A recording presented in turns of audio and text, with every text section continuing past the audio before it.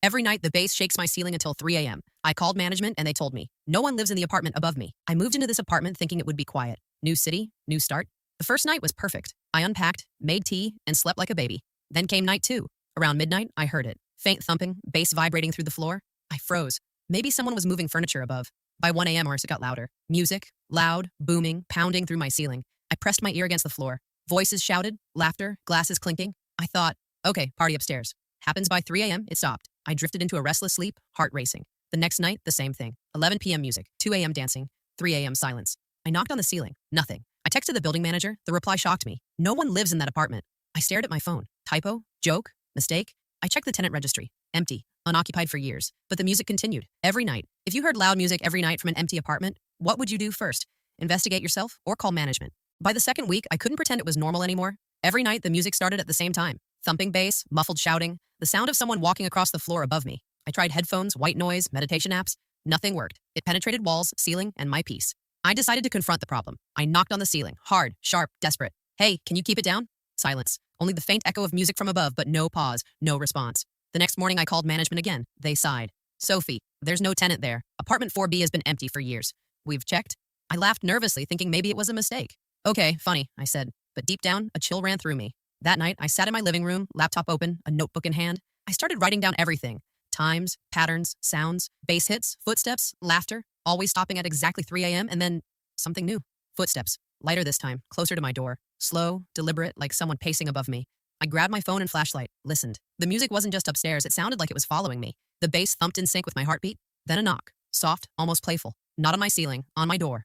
I froze, heart in my throat. Hello? I whispered. No reply, just a pause. Then the music thumped harder. I could hear laughter now.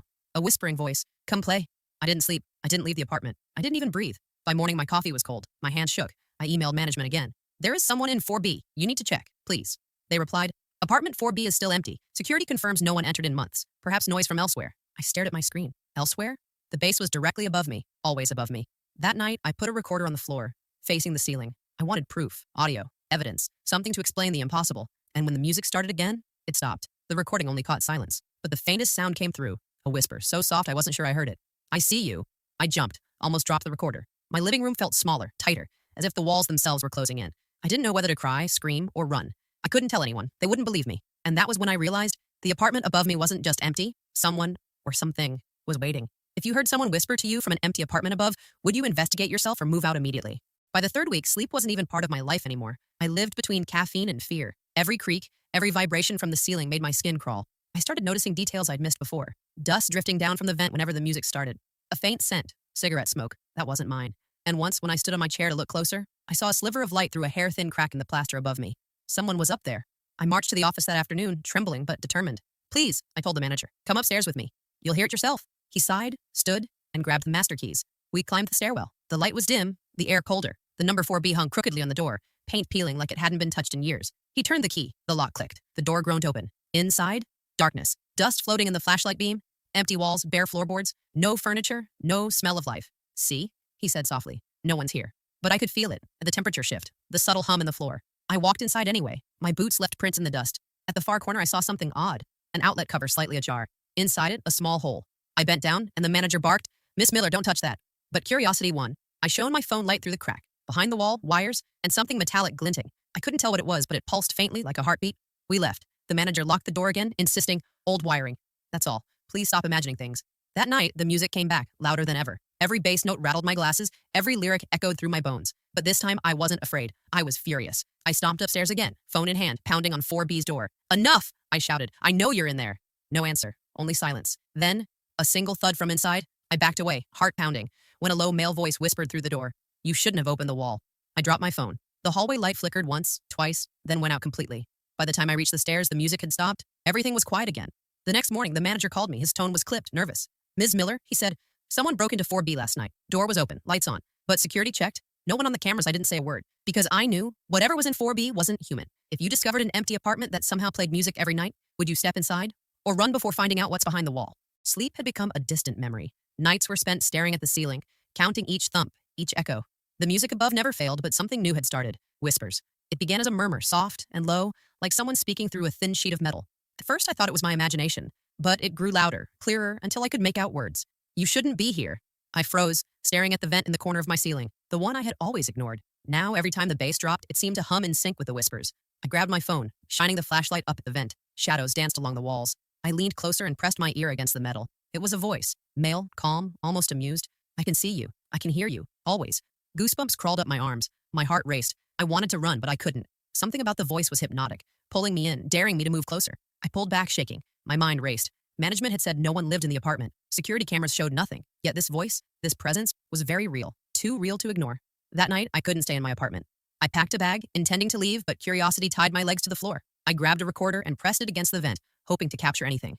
Hours passed. The music started again, bass pounding, laughter echoing, footsteps pacing. Then came the whispers, closer this time, almost right into my ear. Why do you resist me? I recorded everything, every note, every footstep, every word. The next day I played it back. My stomach dropped. The voice wasn't just human. It warped the audio, bending, twisting, overlapping with itself. There were words I hadn't consciously heard, words promising secrets, warnings, and something darker.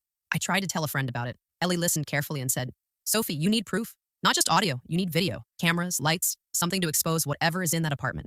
That night, I set up motion sensor cameras across my ceiling, in every corner of the living room. I also put small lights near the vent, hoping to catch movement. The music started again. I pressed record, gripping the recorder like a lifeline. Then the vent rattled violently. I froze. A shadow passed over the ceiling, long, thin, twisting, impossible to define. The whisper came again, closer than ever. I've been waiting for you, I screamed, but the voice drowned it out. My recorder captured it all, every vibrating bass, every twisted laugh, every whisper that wasn't human. I realized then that this was no ordinary neighbor. This was something, someone, waiting for me to discover the truth. If you heard a voice through your vent at night in an empty apartment, would you investigate it yourself or call someone immediately? The next morning, sunlight barely touched my living room. It felt heavy, unnatural, like even daylight was afraid to enter my apartment. I sat on the couch, staring at the camera footage from last night. At first, everything looked normal, just the faint flicker of lights, shadows shifting on the walls. But then, at 2:57 a.m., the vent cover trembled. Something like smoke began to seep through the edges, curling in slow, deliberate spirals. And then I saw it, a hand, pale, thin, pressing from the inside of the vent. I paused the video, my pulse spiking. It wasn't possible. The vent was barely 6 inches wide. No human could fit inside. Yet the shape was clear. 5 fingers, a palm pressing, like someone trapped behind the wall. I couldn't breathe. I wanted to delete the footage, pretend it didn't exist. But instead, I found myself grabbing a screwdriver. The vent was cold when I touched it. Too cold. I unscrewed the cover slowly, trying not to make noise, even though I didn't know who or what I was hiding from. The metal cover came loose with a quiet snap. Inside was darkness, a hollow tunnel running deeper than it should. I held my flashlight up and gasped. There was a gap in the concrete wall about 2 feet wide. Behind it, a hidden space. I reached inside and felt something. Fabric. Soft. Damp. I pulled it out. It was a shirt. A man's shirt. Old and torn, smelling like mold and dust. That's when I noticed it. At the very end of the vent, there was a faint light. Not electrical. Flickering. Like a candle. I crawled closer, my knees shaking until I saw it. A small wooden door. A door behind the wall of my apartment. My heart pounded. I pressed my ear against it and heard faint music. The same beat, the same song that had kept me awake for weeks. But the sound wasn't coming from above. It was coming from inside the wall. I stumbled back, breathless. My phone slipped from my hand and hit the floor. The music stopped instantly. Silence. Complete, crushing silence. Then a knock. From behind the vent, slow, deliberate, 3 times. I grabbed my phone and bolted out of the apartment, slamming the door behind me. My hands were shaking as I called Ellie. She told me to stay at her place that night. I agreed, but I knew I couldn't leave for long. Because something in that wall had found me. And it didn't want me to go far. If you found a hidden door behind your apartment wall, would you open it to see what's inside? Or seal it forever? The next morning, I couldn't stop thinking about the door. How could an apartment exist inside a wall? How could music come from a space no one acknowledged? I returned that afternoon, heart hammering. Ellie insisted I wait, that we called the police or building security, but I couldn't. Curiosity had me in its grip, and fear had twisted into determination. I crouched by the vent, flashlight in hand, peering through the gap. The candlelight was still there, faint and flickering. But what shocked me was the space itself. Walls, furniture, a small living area, and a figure. A man sat in the corner, head down, hair dark and messy, hands drumming to the music. But when he lifted his head, I froze. His eyes were hollow, black pits, reflecting the candlelight like nothing human. The music stopped the instant our eyes met. The air was thick. My chest tightened. I wanted to run, but my feet were glued to the floor. He spoke, voice low, almost soothing. You found me. I stammered. Who? What? He smiled, slow and terrible. I've lived here a long time. No one else notices. No one can see. But I see you. And now you know, I blinked. My mind spun. Management had said 4B was empty. Security cameras showed nothing. And yet here he was, inside a space that technically didn't exist. I began, but words failed. He stood, tall, thin, moving closer. The candlelight flickered across his face. Don't be afraid. I only want company. I backed away, heart racing. My flashlight slipped and clattered to the floor. Shadows danced across the walls. The candlelight flickered. Then the vent rattled behind me. A soft whisper. Stay. Listen. I realized then that the apartment above me wasn't a normal space. It was somewhere else. A pocket in the building, a hidden world connected only to the music, the vent, and him. The figure raised a hand. You could live here too. You could hear the music. See what I see. I stumbled back to my apartment, slamming the secret door behind me. My breathing was ragged, my hands trembling. I locked the vent cover back in place. Ellie called later that night, asking why I was so quiet. I lied, saying I was tired, but I couldn't sleep. Because the music started again, faint through the ceiling, not from above, from the walls. And I knew one terrifying truth. It had found a way to follow me. If you discovered a hidden world inside your building that no one else knew about, would you explore it or run as far as possible? Sleep became impossible. Every night the walls whispered, sometimes soft like someone breathing behind the plaster, sometimes clear, words that sent shivers down my spine. I see you. I hear you. Come closer. I tried headphones, music, even leaving the TV on all night. Nothing drowned it out. The whispers penetrated, vibrating through my bones. I spent my days researching hidden apartments, secret rooms in old buildings, unexplained sounds. Nothing matched what I was experiencing. Security cameras? Useless. Management? Dismissive. Nothing in city records. Then, one night, it changed. The whispers weren't coming from above anymore. They were everywhere. From the living room walls, the vent, even the floor. I could hear faint footfalls pacing in patterns, soft but deliberate. I grabbed my flashlight and recorder, and for the first time, I dared to speak back. Who's there? My voice cracked. A pause, then a whisper, clearer than ever. You shouldn't be here, but I like you. I froze. My recorder vibrated in my hands. The voice came from everywhere and nowhere. It was him, the hidden tenant, the one who didn't exist. I left the apartment that night, wandering the empty hallways, listening to the faint echoes. On the stairwell, I saw a shadow against the wall, tall, thin, impossible to ignore. It moved like it was stretching, bending with the light. My mind screamed, run! But my curiosity rooted me. I whispered, what do you want? The shadow stopped. Silence. Then a faint laugh, musical, chilling, familiar. The music started again, low, under my skin. It felt alive, pulsing in rhythm with my heartbeat. I realized something terrifying. It didn't just occupy the hidden apartment, it had found a way to reach me everywhere in my own space. I wasn't safe. Not in my living room, not in my bedroom, not even in the hallway. I tried reasoning with it. I'm not your enemy. Please, leave me alone. A whisper returned, soft, taunting. I'm not leaving. You found me. You belong now. The vent rattled violently. A cold draft blew into my face. The shadows along the walls stretched and bent like they were reaching for me. I ran back to my apartment, slammed the door, locked every lock. My recorder lay on the floor, buzzing softly with the faintest hum of music. I sat in the corner, shaking, realizing I was trapped in my own home with something that shouldn't exist. I had no idea how long I sat there. Hours, maybe. The whispers faded slightly, leaving only the faintest echo of the music arts, always reminding me it was there, always reminding me it was watching. If your own walls whispered to you at night, saying you belonged to something unseen, would you try to fight it or leave your home forever? That night, everything changed. I'd been awake for hours, staring at the ceiling, every muscle tense. The whispers had stopped. The music, too. It was the first silence I'd heard in weeks, and somehow that silence was worse. It felt watchful. At around 2:30 a.m., I heard a faint creak from the hallway. Just one, then another. I sat up, my heart hammering, listening. The steps were slow, measured, moving closer to my door. I grabbed my phone and opened the camera app, switching to video mode. My hands were trembling so badly the screen blurred, but I aimed it toward the door anyway. Another creak, and then a knock. Not loud, just 3 soft taps. I whispered, Ellie? But I already knew it wasn't her. No one should have been there. The doorknob turned slowly, scraping metal against metal. My breath hitched. I tried to move to grab something heavy, but my limbs wouldn't respond. The door opened an inch, then another, and I saw him. The man from the hidden room, same dark hair, same pale face, only now he wasn't in the wall. He was in my hallway, bathed in moonlight, eyes black as smoke. He smiled, a slow, empty curve of lips that didn't reach his eyes. I wanted to scream, but the sound caught in my throat. He stepped closer, one bare foot after another, never blinking. The air grew colder with each step. Why are you doing this? I whispered. His voice was a whisper layered with echoes. Because you heard me. What do you mean? No one ever listens. You did. That makes you mine. He reached out his hand, long and trembling, the same one I'd seen pressing from inside the vent. It stopped inches from my face. The temperature dropped so fast I saw my own breath. I stumbled back and flipped on the light. He vanished, gone, like smoke sucked into a vacuum. I ran to the hallway, but the air was still, untouched. Only the faint smell of candle wax lingered. I checked every lock, every window, even the vent. Nothing. Everything was exactly as it had been, except for one thing, my phone. The video I'd recorded was still running. When I replayed it, my stomach dropped. There was no man, no door opening, no footsteps. But the audio was full of whispers, layers upon layers of voices, dozens of them. And under them, faint but clear, one voice speaking directly into the mic. You shouldn't have turned on the light.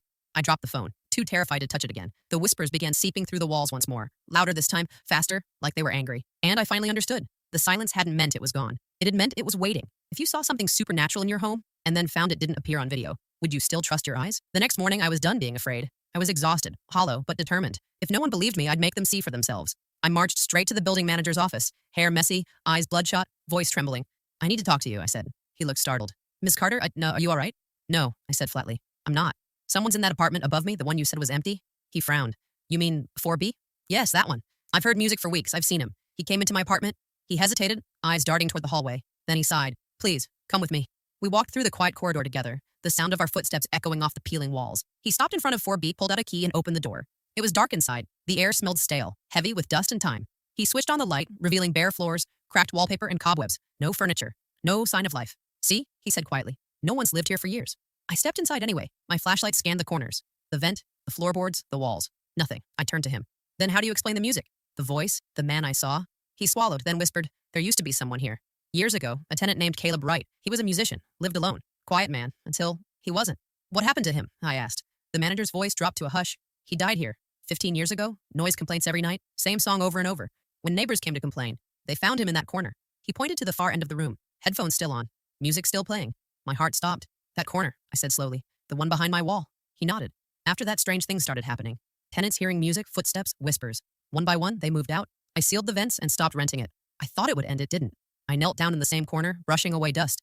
My fingers hit something solid. A small, blackened headphone wire poked out of the floor. The same brand as the one I'd seen in my own vent. I whispered, he never left, did he? The manager didn't answer. He just backed toward the door, fear etched across his face. You should leave this place, Miss Carter. Tonight I stood there, staring at the empty room that didn't feel empty at all. My reflection flickered in the cracked window pane. And for a moment, I saw someone else standing behind me. A faint hum filled the air. The same song, the same beat. And in that reflection, his eyes opened. If you discovered your haunting was connected to a real tragedy, would you feel sympathy for the spirit or do everything to escape? That night, I couldn't sleep. I didn't even try. The music started again at exactly 12:07 a.m. Low and distant at first, then swelling through the walls like it had been waiting for me. I gripped the recorder, the flashlight, and a small hammer I kept for protection. I knew what I had to do. I had to face it. Caleb Wright, or whatever lingered of him, had haunted that apartment for years. Every tenant, every neighbor, every floor above and below had felt him. And now, he had me.